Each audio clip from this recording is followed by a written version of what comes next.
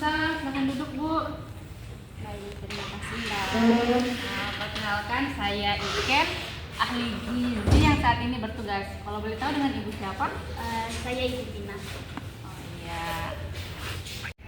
Kalau boleh saya tahu keperluan Ibu kesini apa ya? Jadi sih disuruh oleh dokter untuk berkonsultasi dengan ahli gizi di rumah sakit ini. Oh iya, boleh saya lihat hasil rujukannya? Boleh, silakan Mbak. Iya. Baik Bu, berdasarkan hasil rujukan dari dokter dan data-data yang tertera di sini, Ibu didiagnosis terkena hiperkolesterolemia. Sebelumnya apa Ibu sudah tahu hiperkolesterolemia itu apa? Hiperkolesterolemia itu kadar kolesterol yang tinggi kan Mbak? Benar sekali Bu. Jadi saya jelaskan sedikit dulu ya apa itu hiperkolesterolemia. Nah, jadi hiperkolesterolemia ini adalah kondisi di mana kalau kadar kolesterol itu melebihi batas normal. Nah, di mana kalau kadar kolesterol melebihi batas normal itu akan menyebabkan penyakit serius seperti penyakit jantung koroner dan hipertensi. Nah, untuk kolesterol ini sendiri ini adalah senyawa lemak yang sebagian besar diproduksi oleh organ hati, sedangkan 20%-nya itu diproduksi oleh makanan yang kita konsumsi sehari-hari. Nah, dalam konseling ini kita akan mendiskusikan perubahan kebiasaan makan untuk mengikuti anjuran makan untuk mencegah serta mengatasi masalah kolesterol yang Ibu alami. Nah, proses konseling ini kurang lebih akan berlangsung selama 30 menit. Meliputi pengkajian gizi serta intervensi monitoring dan evaluasi. Bagaimana Pak Ibu bersedia? Iya Mbak, saya bersedia. Baik Bu, sebelumnya apakah Ibu sudah melakukan pengukuran tinggi badan dan berat badan? Belum Mbak, saya belum melakukan pengukuran berat badan dan tinggi badan. Kalau begitu sepertinya kita melakukan pengukuran berat badan tinggi badan terlebih dahulu ya Bu. Baik Mbak. Silahkan Bu. Iya Mbak. Baik, mungkin bisa dilepas dulu sepatunya Bu. Baik Mbak. Silahkan berdiri. Tumitnya dirapatkan.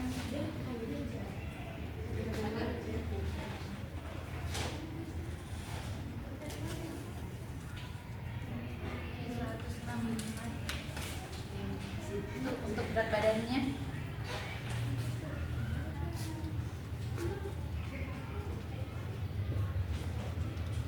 Baik, silahkan duduk Mbak.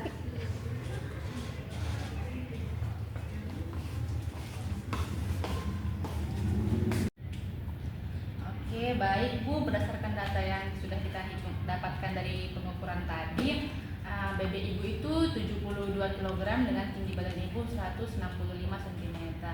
Nah, ini itu sudah termasuk dalam kategori overweight Bu. Jadi Ibu harus menurunkan berat badan Ibu ke berat badan ideal yaitu sekitar 58,5 kg. Aduh, berarti saya gemuk ya Mbak. Apakah ini menjadi faktor penyebab saya bisa kena kolesterol yang tinggi? Nah, iya Bu, berat badan berlebih itu merupakan salah satu faktor penyebab hiperkolesterolemia. Karena berat badan berlebih berarti kan lemak dalam tubuh kita juga berlebih. Kalau lemak dalam tubuh berlebih itu juga bisa menjadi indikasi bahwa kadar kolesterol dalam darah itu juga tinggi. Nah, selain berat badan itu yang menjadi faktor hiperkolesterolemia itu adalah usia, jenis kelamin, kemudian asupan makanan, aktivitas fisik dan juga kebiasaan merokok. Aduh, jadi bagaimana dengan berat badan saya Mbak? Apalagi saya ini suka makan yang digoreng-goreng itu. Nah, baik Bu, di sini kami akan membantu Ibu untuk menurunkan berat badan Ibu serta mengatur kebiasaan makan Ibu untuk mengatasi masalah hiperkolesterolemia Ibu ini. Baik Mbak, akan saya ikuti.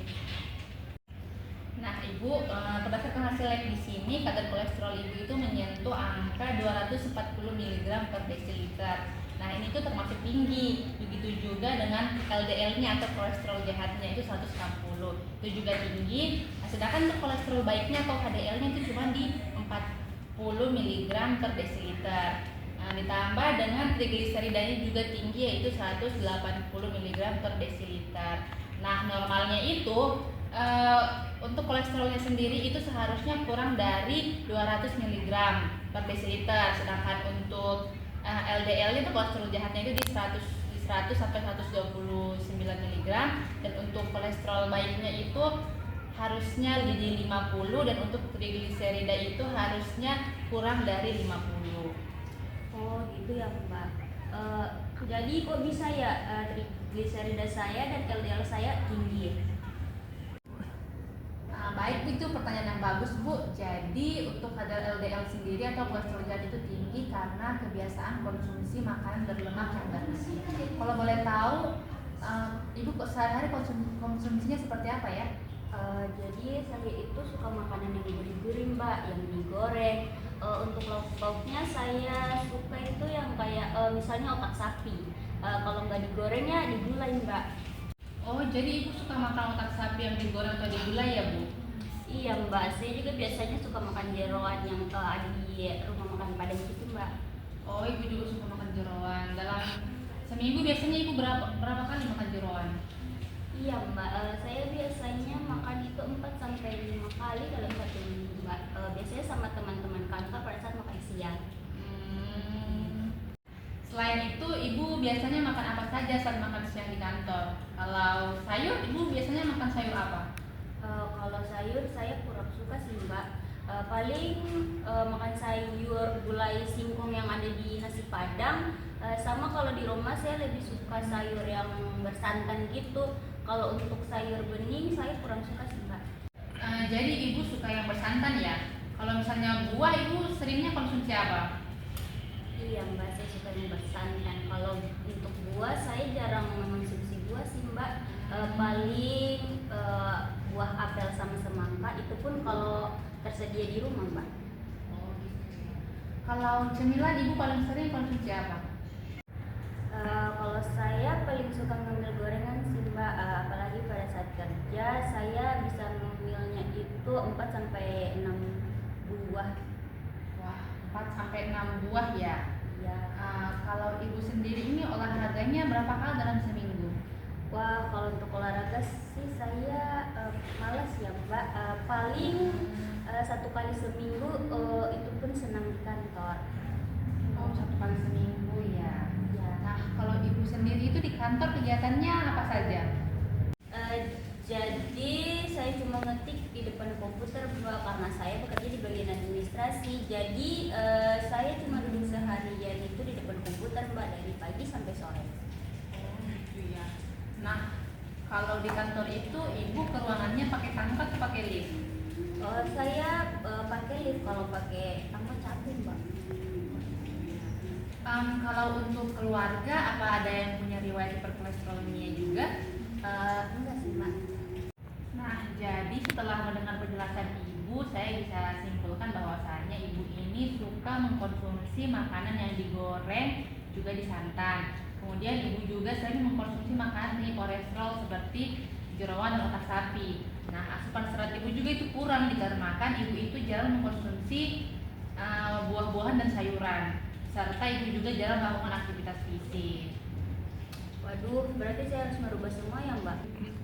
Iya Bu, jadi setelah mengetahui kebiasaan makan Ibu, sekarang kita akan mendiskusikan diet yang akan Ibu terapkan setelah proses konseling ini. Apakah Ibu siap untuk berkomitmen melaksanakan diet yang akan kita sepakati? Iya Mbak, saya bersedia. Nah, di sini Ibu akan disarankan untuk melakukan diet rendah kolesterol. Nah, diet ini itu bertujuan untuk menurunkan kadar kolesterol total, kolesterol LDL, trigliserida, dan menurunkan berat badan Ibu. Jadi Mbak, apa yang harus saya lakukan? Nah, untuk yang pertama itu kita mulai dari konsumsi gorengan Ibu. Bagaimana kalau misalnya konsumsi gorengannya itu 1 kali sehari dan makan bersantannya minimal 2 kali dalam seminggu.